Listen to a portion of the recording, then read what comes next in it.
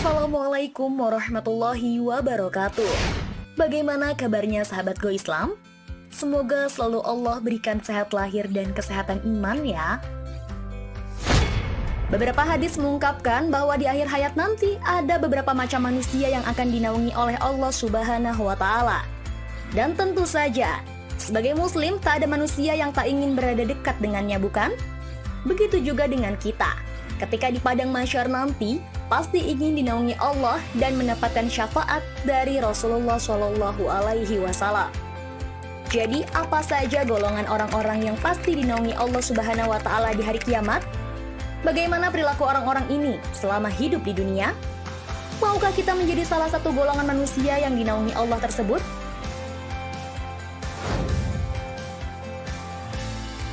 Silahkan sahabat simak video ini sampai selesai, hanya di channel Go Islam.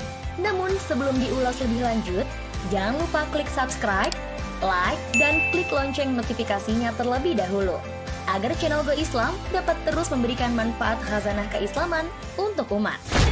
Berikut ini 7 golongan yang dinaungi Allah di hari kiamat. Sabda Rasulullah SAW, 7 golongan yang dinaungi Allah di hari kiamat yang tiada tempat berteduh selain yang diizinkannya oleh Allah Subhanahu wa Ta'ala.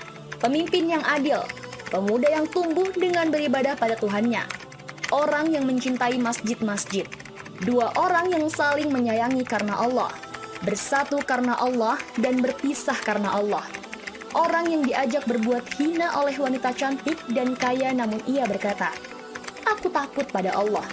Pria yang sedekah dengan sembunyi-sembunyi, dan orang yang ketika mengingat Allah dalam kesendirian, berlinang air matanya. Sahih Bukhari. Pertama, seorang pemimpin imam yang adil. Pemimpin adil bukan hanya dicintai rakyatnya, melainkan dicintai pula oleh Allah dan berhak mendapatkan naungannya di hari kiamat nanti. Pemimpin di sini bisa saja presiden, gubernur, bupati, camat, lurah, atau kepala rumah tangga, suami. Karena setiap kita adalah pemimpin, dan setiap pemimpin akan diminta Allah Subhanahu wa Ta'ala pertanggungjawabannya kelak. Untuk itu, seorang pemimpin harus bertindak adil, sehingga semua orang yang dipimpinnya bisa merasakan pelayanan yang maksimal dan penegakan ketentuan yang benar. Kedua, pemuda maupun pemudi yang tumbuh dalam keadaan selalu beribadah kepada Allah Subhanahu wa Ta'ala. Jiwa seorang pemuda maupun pemudi cenderung suka bersenang-senang. Karena itu, jika ia memaksa hati dan raganya untuk sibuk beribadah kepadanya, itu pertanda betapa kuat ketakwaan pada dirinya. Maka pantaslah baginya naungan Allah kelak. Masa muda adalah masa di mana syahwat sedang memuncak sehingga tidak jarang banyak pemuda terjerumus dalam kemaksiatan. Pemuda yang mampu mengisi hari-harinya dengan ibadah adalah pemuda yang terselamatkan di hari kiamat. Sebagaimana kisah Ashabul Kahfi, para pemuda Kahfi, yang menghindari kezaliman penguasa untuk menyelamatkan akidah mereka di dalam gua selama 309 tahun. Ketika mereka terbangun, zaman telah berganti. Dan di penghujung zaman kelak, kisah Ashabul Kahfi akan terulang lagi. Ketiga, seseorang yang hatinya terikat dengan masjid. Maknanya adalah sangat mencintai masjid dan selalu menjaga sholat jamaah di dalamnya. Dan maknanya bukanlah selalu duduk di masjid. Syarh Sahih Muslim, Juz 3 halaman 481. Karena itu, siapa yang menjaga sholat jamaah di masjid selalu merasa rindu dengan masjid, senantiasa rindu beribadah di dalamnya, bergembiralah. Naungan Allah kan kau dapatkan di hari kiamat nanti. Orang yang tidak akan melewatkan setiap kesempatan untuk memakmurkan masjid dengan ibadah dan amal-amal soleh, terutama sholat fardu berjamaah, hatinya selalu risau bila jauh dari masjid, dan merasa sedih bila tak bisa mendatanginya di waktu-waktu sholat berjamaah dan ketika majelis taklim diadakan. Keempat, 2 orang yang saling menyayangi karena Allah, bersatu karena Allah, dan berpisah karena Allah. Orang-orang yang dinaungi Allah saat hari kiamat nanti, yaitu orang yang suka menimba ilmu, baik ilmu dunia dan juga ilmu akhirat yang seimbang. Ia datang ke majelis ilmu, di sana ia bertemu dengan teman-teman yang lain, yang juga menimba ilmu. Mereka datang mencari ilmu karena Allah, lalu mereka berpisah untuk kembali lagi sepekan kemudian untuk mencari ilmu Allah. Merekalah orang-orang yang akan dinaungi di hari kiamat kelak. Amin ya Rabbal Alamin.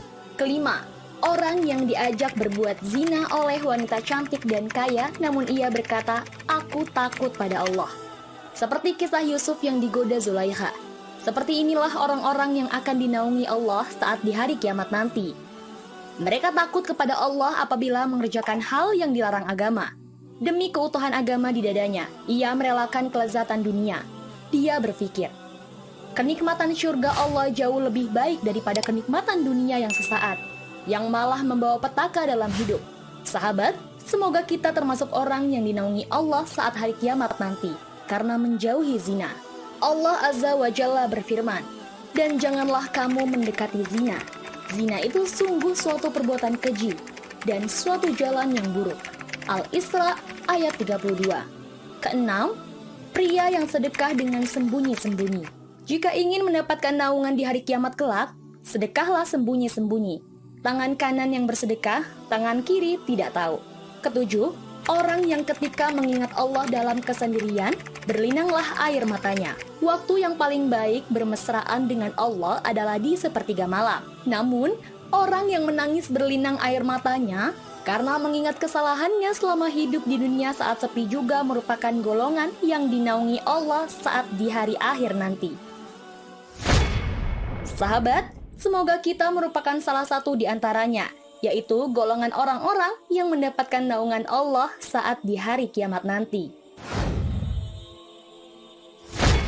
Wallahu a'lam bishawab. Sahabat Go Islam, jika video ini memberikan manfaat, jangan lupa untuk share ya, agar kita ikut menyebarkan kebaikan. Karena kata Rasulullah, barang siapa menunjukkan manusia kepada kebaikan, maka ia memperoleh pahala seperti pahala orang yang melakukannya. Hadis riwayat Muslim. Wassalamualaikum warahmatullahi wabarakatuh.